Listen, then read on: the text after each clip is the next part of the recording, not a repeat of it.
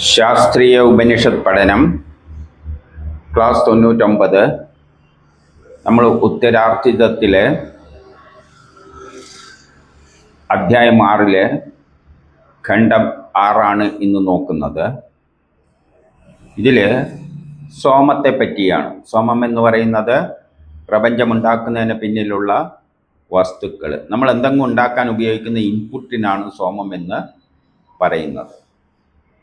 അപ്പം അതിനെപ്പറ്റിയുള്ള വർണ്ണനയാണ്. സോമം ഇടിച്ചു പിഴിഞ്ഞിട്ട് ഇപ്പം മഴ പെയ്പ്പിക്കണ്ടിക്കൽ അതിൻ്റെ സോമം എന്ന് പറയുന്നത് സോമലതയെന്ന് ഇടിച്ചു പിഴിഞ്ഞ് അതിൻ്റെ പരം മറ്റുള്ള എല്ലാം ചേർത്ത മിശ്രിതമാണ്. അത് അഗ്നിയിൽ അർപ്പിച്ചിട്ട് അയനൈസ്ഡ് ഫോമിൽ മുകളിലേക്ക് അയക്കുമ്പോഴാണ് മേഘങ്ങളെ കൂട്ടിച്ചേർത്തിട്ട് മഴ പെയ്പ്പിക്കുന്നത്. അപ്പം ഇത് പിഴിയുമ്പോൾ ചൊല്ലുന്ന മന്ത്രങ്ങളാണിത്. അപ്പോൾ റെപ്പറ്റീഷൻ കുറേ വരും. പറഞ്ഞതും വരും. നമുക്ക് നോക്കാം. പർവ്വതങ്ങളിൽ 358 മന്ത്രം. പർവ്വതങ്ങളിൽ ജനിച്ചതാണ് സോമം.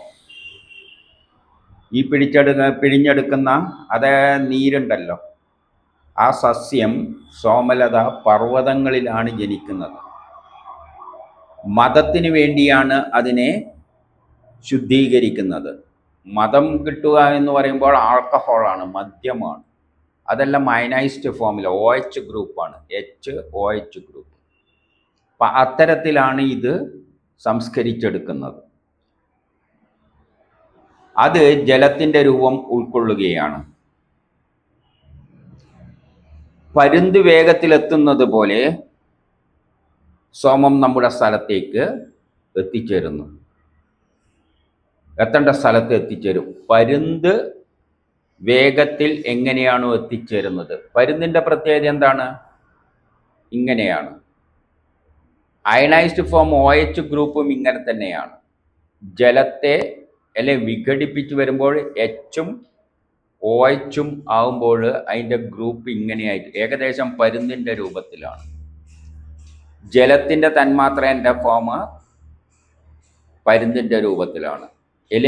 OH ഗ്രൂപ്പിൻ്റെ OH എന്ന് വരക്കുമ്പോൾ അതൊരു പരുന്തിൻ്റെ രൂപത്തിലാണ്. അപ്പോൾ അയനൈസ്ഡ് ഫോമിൽ വരുമ്പോൾ അതൊരു പരുന്തിൻ്റെ രൂപത്തിൽ അത് വരുന്നു. പിഴിഞ്ഞെടുക്കുമ്പോൾ ആ രൂപത്തിലാണ് അതിനെ വേർതിരിച്ചെടുക്കുന്നത്. OH ഗ്രൂപ്പ് രൂപത്തിലാണ് അതിനെ വേർപെടുത്തിയെടുക്കുന്നത്. ഇനി 359. ദേവന്മാർക്ക് വേണ്ടിയാണ് ഇതിനെ സൃഷ്ടിച്ചു നീക്കി വെക്കുന്നത്. ദേവന്മാർ എന്ന് പറഞ്ഞാൽ അവിടെ ഇന്ദ്രൻ ഇരിക്കുകയാണ്. എന്തിനു വേണ്ടിയിട്ട്? ഇത് കിട്ടിയിട്ട് വേണം മഴ പെട്ടെന്ന് മേഘങ്ങളെ കൂട്ടിച്ചേർത്ത് പെയ്പ്പിക്കാൻ. അപ്പം ഇന്ദ്രന് വേണ്ടിയാണ്. അവിടെ ഇന്ദ്രനുണ്ട്, ദേവതകൾ എന്ന് പറഞ്ഞാൽ മേഘങ്ങളെല്ലാം ഉണ്ട്. എല്ലാം ദേവതകളാണ്. പ്രപഞ്ചത്തിൽ എന്തെല്ലാം ഉണ്ടോ അതെല്ലാം ദേവതകളാണ്. അവർക്ക് വേണ്ടിയാണ് ഈ സോമമങ്ങ് മുകളിലേക്ക് പോകുന്നത്. പ്രാർത്ഥന ചേർന്നത്. നമ്മൾ പ്രാർത്ഥന നടത്തുന്നത് എന്തിനു വേണ്ടിയാണ്? ഇതിനെ അയനൈസ്ഡ് ഫോമിലാക്കിയിട്ട് സംസ്കരിച്ചെടുത്ത് അയക്കുമ്പോൾ നിനക്ക് അവിടെ പോയിട്ട് എന്ത് ചെയ്യിക്കാൻ പറ്റും? മേഘങ്ങളെ മഴയായി പെയ്പ്പിക്കാൻ കൂട്ടിച്ചേർക്കാനുള്ള കഴിവുണ്ട്. പിന്നെ ബാക്കിയെല്ലാം ഇന്ദ്രൻ ചെയ്തോളും. നീ സുന്ദരനായി മാറുകയാണ്. സംസ്കരിക്കുമ്പോൾ അത് സുന്ദരവും അനുരൂപമായ. എങ്ങനെ അനുരൂപം? മേഘങ്ങളെ യോജിപ്പിക്കാൻ തക്കത്തിൽ പാകമായ ഈ സോമത്തെ ഋത്തിക്കുകളാണ് സംസ്കരിച്ചെടുക്കുന്നത്. ഋത്തിക്കുകൾ എന്ന് പറഞ്ഞാൽ ഈ യജ്ഞത്തിൽ പങ്കെടുക്കുന്ന, അതിൻ്റെ നേതൃത്വം കൊടുക്കുന്ന ആൾക്കാർ സംസ്കരിച്ചിട്ട് ജലത്തിൽ കഴുകി പാൽ ചേർത്ത്, ഗോക്കളുടെ പാൽ, മധുരമുള്ള പാലും കൊണ്ട് ചേർത്തിട്ട് മധുരതരമാക്കുന്നു. അപ്പോൾ ഇത് പിഴിഞ്ഞെടുക്കുമ്പോൾ എന്തെല്ലാം ചെയ്യുന്നുണ്ട്? പിഴിഞ്ഞ് അരിച്ച് അതിൻ്റെ കൂടെ എന്ത് ചെയ്യുന്നുണ്ട്? പാലും എല്ലാം ചേർത്തിട്ട് ജലവും പാലും എല്ലാം ചേർത്തിട്ട് മിശ്രണമാക്കിയിട്ടാണ് അരിച്ചെടുക്കുന്നത്. ഇനി 360. അങ്ങനെ പ്രേരിപ്പിക്കാൻ കഴിവുള്ള രൂപത്തിലുള്ള ഈ സോമത്തെ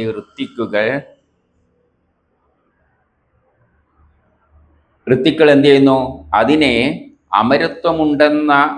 ഉണ്ടാക്കുന്നതിന് വേണ്ടി പ്രകാശിപ്പിക്കുന്നു. പ്രകാശിപ്പിക്കുന്നു എന്ന് പറഞ്ഞു കഴിഞ്ഞാൽ പ്രകാശം എങ്ങനെയാണ് ഉണ്ടാകുന്നത്? ഇലക്ട്രോണുകളിലൂടെയാണ്. വൈദ്യുതി ഇലക്ട്രോണിൻ്റെ പ്രവാഹമാണ്. ഇതും പ്രകാശരൂപമാവുക എന്ന് പറഞ്ഞാൽ അയണൈസ്ഡ് ഫോമിലാവുകയാണ്. അയനൈസ്ഡ് ഫോമിലാവുമ്പോൾ ചിലപ്പോൾ അത് കൂടിച്ചേർമ്പോൾ പൊട്ടലും വെളിച്ചേലും വരും. മേഘങ്ങൾ അയനൈസ്ഡ് ഫോമിലാണ്. അത് കൂടിച്ചേരുമ്പോഴാണ് മിന്നലുണ്ടാകുന്നത്, ശബ്ദമുണ്ടാകുന്നത്. അതുപോലെ ഇതും എന്ത് രൂപത്തിലാണ്?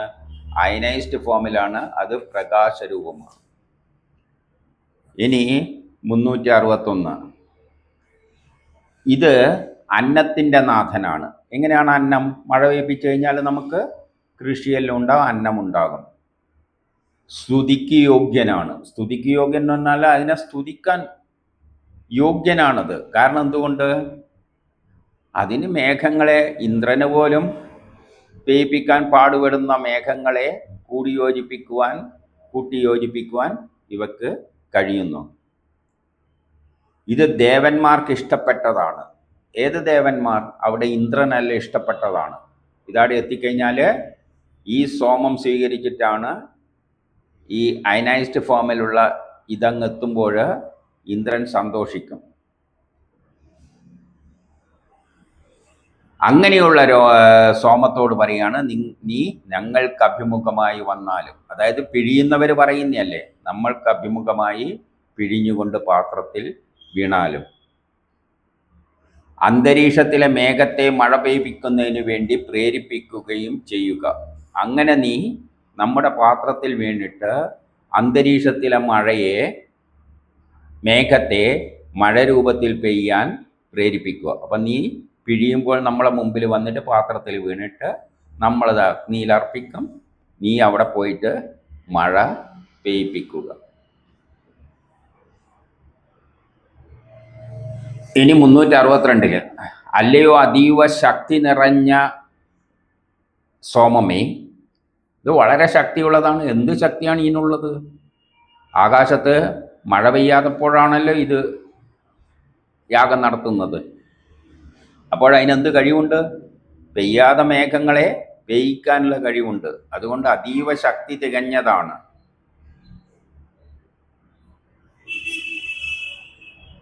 അങ്ങ് പ്രജകളുടെ ധാരകനായ രാജാവിനോടൊപ്പം പ്രജകളെ സംരക്ഷിച്ചുകൊണ്ട് കലശത്തിൽ വീഴുക. രാജാവാണ് യജ്ഞം നടത്തുക. ഇങ്ങനത്തെ യജ്ഞമെല്ലാം നടത്താണ്ടിക്ക് നല്ല പൈസയെല്ലാം വേണം, ചിലവുണ്ട്. അപ്പം അത് രാജാവിൻ്റെ നേതൃത്വത്തിലാണ് നടത്തുക. രാജാവ് ആർക്ക് വേണ്ടിയാണ് ചെയ്യുന്നത്? പ്രജകൾക്ക് വേണ്ടി, മഴ കിട്ടാൻ വേണ്ടിയിട്ട്. എങ്കിലേ അവർക്ക് കൃഷി നടത്താൻ പറ്റുകയുള്ളൂ. അതുകൊണ്ട് രാജാവിനും പ്രജകൾക്കും വേണ്ടി അങ്ങ് പാത്രത്തിൽ വീഴുക. പിഴിയുമ്പോൾ ചൊല്ലുന്നതാണ്. യാഗം നടത്തുന്ന ആൾക്ക് കർമ്മങ്ങൾക്ക് പ്രേരണ നൽകിക്കൊണ്ട് മഴ വർഷിക്കുന്നതിനു വേണ്ടി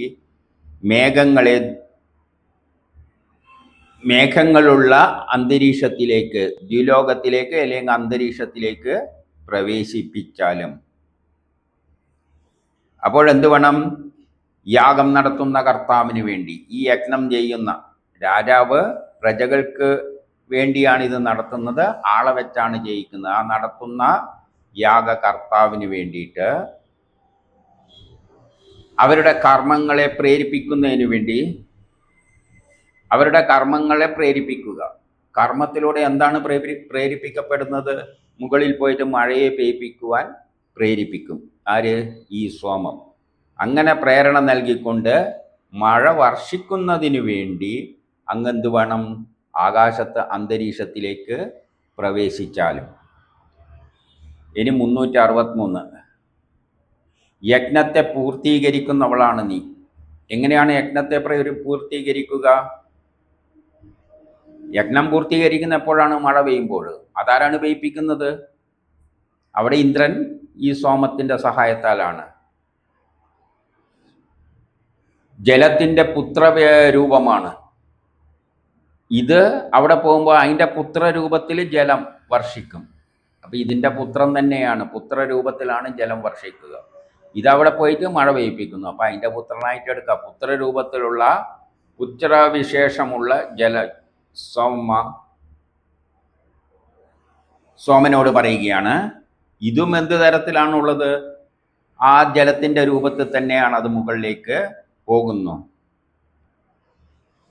അത് യജ്ഞത്തിൽ പ്രകാശിച്ചുകൊണ്ട് തൻ്റെ രസത്താൽ അതിനെ പ്രേരിപ്പിച്ചുകൊണ്ട്, തൻ്റെ രസത്താൽ അതിലടങ്ങിയിരിക്കുന്ന ആ നീര് അഗ്നിയിലൂടെ അർപ്പിച്ചിട്ട് മുകളിലേക്ക് എത്തുമ്പോൾ അത് പ്രേരണ നൽകിക്കൊണ്ട് ആരെയെല്ലാം പ്രേരിപ്പിക്കും? ആ മഴ പെയ്യ്ക്കുന്നതിന് പിന്നിൽ ആരെല്ലാമാണോ പ്രവർത്തിക്കുന്നത് അവരെല്ലാം പ്രേരിപ്പിച്ചുകൊണ്ട് എന്ത് ചെയ്യണം? നീ ആകാശഭൂമികളിൽ കുടികൊള്ളുക. ഇവിടെ നിന്ന് ആകാശഭൂമികളിൽ, ഇവിടെ നിന്നാണ് അത് സംസ്കരിക്കുന്നത്, എന്നിട്ട് അവസാനം എത്തിച്ചേരുന്നത് ആകാശത്തിലാണ്. അപ്പോൾ ആകാശഭൂമികളുടെ ആ ചക്രത്തിലാണ് നീ ഇപ്പോൾ കുടികൊള്ളുന്നത്. ഇപ്പം പാത്രത്തിലാണ്, കുറച്ച് കഴിയുമ്പോൾ അത് ആകാശത്തിൽ എത്തും. ഇനി 364. ത്രിതൻ എന്ന നാമമുള്ള ഋഷിയുടെ ഹവിർദാനത്തിൽ കുടികൊള്ളുന്ന സോമം. ത്രിതൻ എന്ന മഹർഷി പണ്ട് ഈ യാഗം നടത്തിയിട്ട് മഴ പെയ്യിപ്പിച്ചിട്ടുണ്ട്. അതുകൊണ്ടാണ് അങ്ങേരെ അർപ്പിച്ച ഹവിസിൽ ഉൾക്കൊള്ളുന്ന സോമത്തോട് പറയുകയാണ്. അപ്പം ത്രിതൻ എന്ന ആളായിരിക്കാം, ഋഷിയായിരിക്കാം അതിനന്ന് നേതൃത്വം കൊടുത്ത് മഴ പെയ്യിപ്പിച്ചിരിക്കുന്നത്. അദ്ദേഹത്തിൻ്റെ ഹവിസിൽ, അദ്ദേഹം അർപ്പിച്ച ഹവിസിൽ കുടികൊള്ളുന്ന നീ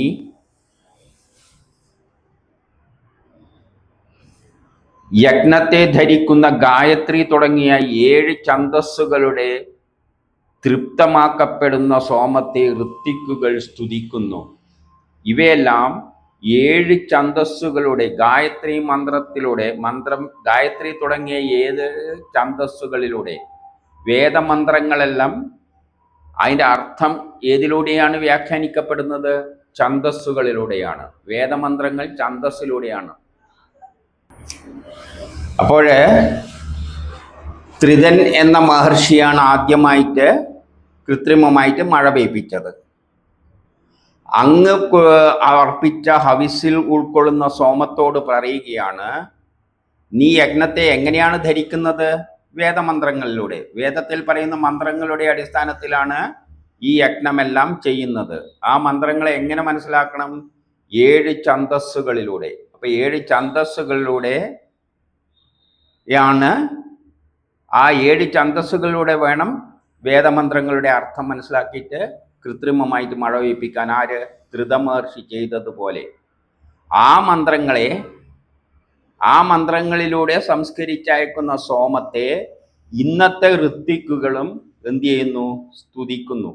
അന്ന് ത്രിതൻ മഴ പെയ്യിപ്പിച്ച പോലെ ഇന്ന് യജ്ഞം നടത്തുന്ന ഋത്വിക്കുകളും ഈ വേദമന്ത്രങ്ങളെ 7 ഛന്ദസ്സിലൂടെ, ഗായത്രി അടക്കമുള്ള 7 ഛന്ദസ്സുകളിലൂടെ തിരിച്ചറിയേണ്ട ഈ വേദമന്ത്രങ്ങളെ, അതിൻ്റെ പിന്നിൽ പ്രവർത്തിക്കുന്ന ഈ സോമത്തെ ഋത്വിക്കുകൾ സ്തുതിക്കുന്നു. ഇനി 365.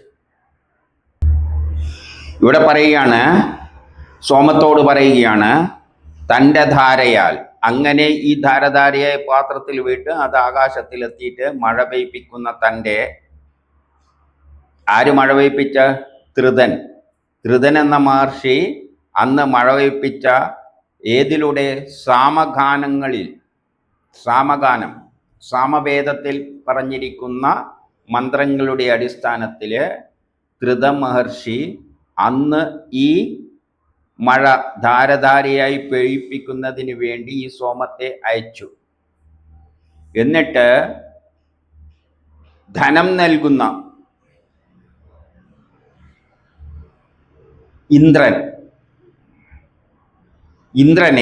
ഇന്ദ്രൻ പ്രേരണ നൽകട്ടെ, ധനം നൽകുന്ന. അങ്ങനെ മഴ പെയ്യിപ്പിക്കുമ്പോൾ നമുക്ക് ധനം നേടും, കൃഷിയെല്ലാം വർദ്ധിക്കും, ധനം നേടും. അതിനെ ഇന്ദ്രൻ പ്രേരിപ്പിക്കട്ടെ. യഥാർത്ഥത്തിൽ അവിടെ മേഘങ്ങളെ കൂട്ടിയോജിപ്പിക്കുന്നതിന് നേതൃത്വം കൊടുക്കുന്ന കക്ഷി ഇന്ദ്രനാണ്. ഈ സോമം അതിനെ സഹായിക്കുന്നേ ഉള്ളൂ. അപ്പോൾ ഈ ത്രിതനെന്ന മഹർഷി അന്ന് എന്താണോ ചെയ്തത്, അന്ന് ഇന്ദ്രനെ പ്രേരിപ്പിച്ചിട്ടാണ് മഴ പെയ്യിപ്പിക്കുന്നത്. ഇന്ദ്രനെ പ്രേരിപ്പിക്കാൻ വേണ്ടിയാണ് ഈ സോമത്തെ അയക്കുന്നത്. അതുപോലെ ഇപ്പോൾ ഈ ശ്രേഷ്ഠ കർമ്മം നടത്തുന്ന സ്തോതാവ് അവരും ചെയ്യുന്നത് ഇന്ദ്രനെ സ്തുതിച്ചുകൊണ്ടാണ് ഈ മന്ത്രങ്ങളെല്ലാം ചൊല്ലുന്നത്. ഇന്നും ഇന്ദ്രനാണ് അവിടെ. ഈ സോമമാണ് അങ്ങോട്ട് മുകളിലേക്ക് പോയി കഴിഞ്ഞാൽ സോമൻ ചെയ്യുന്നത് എന്താണെന്ന് വെച്ചാൽ ഈ മേഘങ്ങളെ കൂട്ടിച്ചേർക്കാനുള്ള സൗകര്യം ഉണ്ടായി കൊടുക്കുന്നു എളുപ്പത്തിൽ. അപ്പോഴാ മേഘങ്ങളെ കൂട്ടിച്ചേർക്കുന്നത് ഇന്ദ്രനാണ്. അതുകൊണ്ട് അന്ന് ധൃത മഹർഷി ഇന്ദ്രനെയാണ് ഇതിലൂടെ പ്രേരിപ്പിച്ചത്. അതേപോലെ തന്നെ ഇന്നത്തെ സ്തോതാക്രവും ഇന്ന് യാഗം നടത്തുന്നവരും സോമയാഗം പോലെയുള്ള യാഗങ്ങൾ നടത്തുന്നവരും ഇന്ദ്രനെയാണ് സ്തുതിക്കുന്നത്. ഇനി 366. അങ്ങനെ സംസ്കരിക്കപ്പെട്ടതും ഇന്ദ്രനും വിഷ്ണുവിനും എല്ലാം മറ്റ് ദേവതകൾക്ക് മധുരം നൽകുന്നതുമായ അല്ലയോ സോമത്തോട് പറയുകയാണ്, അങ്ങനെ സംസ്കരിക്കപ്പെട്ട ഇന്ദ്രനും പിന്നെ വിഷ്ണുവാണല്ലോ എല്ലാം നോക്കി നടക്കുന്നത്, പിന്നെ മറ്റുള്ള ദേവന്മാർ, അവിടെയുള്ള മേഘങ്ങളെല്ലാം ഇതിനെ സ്വീകരിക്കുന്നത്. മേഘങ്ങളെല്ലാം ദേവന്മാർ തന്നെ. മധുരം നിറഞ്ഞ സോമത്തോട്, അങ്ങനെ അവരെയെല്ലാം തൃപ്തിപ്പെടുത്തുന്ന മധുരം നിറഞ്ഞ സോമത്തോട് പറയുകയാണ്, അവിടുന്ന് പാത്രത്തിൽ ധാരധാരയായി വന്ന് ഈ പാത്രത്തെ നിറച്ചാലും. ഞാൻ നേരത്തെ പറഞ്ഞു, ഇത് പിഴിയുമ്പോൾ ചെയ്തുകൊണ്ടിരിക്കുന്ന പിഴിയ മാത്രമല്ല, അങ്ങ് മുകളിലേക്ക് അഗ്നിയിൽ അർപ്പിക്കുന്നത് വരെ ഈ മന്ത്രങ്ങളാണ് ചൊല്ലിക്കൊണ്ട് പോകുന്നത്. ഇനി 367. പെറ്റുവീണ കിടാവിനെ എങ്ങനെയാണോ പശു ഇങ്ങനെ തള്ളപ്പശു നക്കി തുടക്കുന്നത്, അതുപോലെ ഈ പിഴിഞ്ഞെടുക്കുന്ന വിരലുകൾ ദ്രോഹരഹിതമായ വിരലുകൾ എന്ന് പറയാൻ കാരണം, ആ പിഴിയുന്ന ചെടി ഇടിച്ച് പിഴിയുന്നതിനെ വേദനിക്കാട്ട് നല്ലവണ്ണം പെറ്റുവീണ കിടാവിനെ തള്ളപ്പശു നക്കുന്നത് പോലെയാണ് ഇവർ പിഴിഞ്ഞെടുക്കുന്നത്. ഇതിന് വലിയ ദോഷമൊന്നും ചെയ്യാത്ത തരത്തിൽ നല്ല സുന്ദരമായി പിഴിഞ്ഞെടുക്കുകയാണ് എന്ന് പറയുകയാണ്. അപ്പോൾ പച്ച നിറത്തിലുള്ള നീ പാത്രത്തിൽ വീണാലും അങ്ങനെയുള്ള നിന്നെ വേദനയൊന്നും ആക്കാതെ പശു നക്കുന്നത് പോലെയാണ് നിന്നെ നമ്മൾ പിഴിഞ്ഞെടുക്കുന്നത്, നീ ആ പാത്രത്തിലേക്ക് വീണാലും. ഇനി 368 പറയുന്നു, നീ എല്ലാം അറിയുന്നവനാണ്. എന്തറിയാം? നിനക്കവിടെ പോയിട്ട് പെയ്യാതെ മേഘത്തെല്ലാം കൂട്ടിച്ചേർത്തിട്ട് എളുപ്പത്തിൽ മഴ പെയ്യിപ്പിക്കാൻ അറിയാം. അതായത് അതിൻ്റെ പിന്നിലുള്ള തത്വം എന്താണ്? അയനൈസ്ഡ് ആയിട്ടുള്ള ഈ കണങ്ങൾ മേഘങ്ങളുടെ ഇടയിൽ വരുമ്പോൾ പെട്ടെന്ന് മഴ പെയ്യും. കാര്യകാരണങ്ങളുടെ ഇരിപ്പിടവുമാണ്. അവിടെ നടക്കുന്ന എല്ലാ പ്രവൃത്തികളുടെയും ഇരിപ്പിടം നിന്നിലാണ് കിടക്കുന്നത്. ഈ അയക്കുന്ന സോമത്തിലാണ് കിടക്കുന്നത്. അങ്ങ് ആകാശത്തെയും ഭൂമിയെയും ധരിക്കുന്നു. ഇവിടുന്ന് വിട്ടു കഴിഞ്ഞാൽ പിന്നെ അത് ആകാശത്തിൻ്റെ ഭൂമിയിലും ഇടക്കുള്ള സ്പേസിലാണ് ഫില്ല് ചെയ്തുകൊണ്ട് പോകുന്നത്. അഗ്നിയിൽ അർപ്പിക്കുമ്പോൾ നമുക്കറിയാലോ, നീര് അത് അങ്ങ് ചൂടുപിടിച്ച് മുകളിലേക്ക് പോകും. അപ്പോൾ എന്തുകൊണ്ട്? നന്മകളോടുകൂടിയ, അത് മഹത്വത്തോടു കൂടിയതാണ്. നന്മ നിറഞ്ഞ സോമമാണ് മുകളിലേക്ക് പോകുന്നത്, ആകാശത്തിലേക്ക്. എന്തിനു വേണ്ടിയിട്ട്? നമുക്ക് ഗുണം ചെയ്യാൻ വേണ്ടിയിട്ട്. അത് അതിൻ്റെ കവചത്തെ മറച്ചുകൊണ്ടാണ് പോകുന്നത്. എന്താണ് കവചം? അവിടെ പോയിട്ട് അവിടെ ഒരു യുദ്ധമാണ് നടക്കാൻ പോകുന്നത്. ഇത് ശാന്തമായിട്ടാണ് പോകുന്നുണ്ടെങ്കിലും അവിടെ ഒരു യുദ്ധത്തിൽ പങ്കെടുക്കാനാണ് പോകുന്നത്.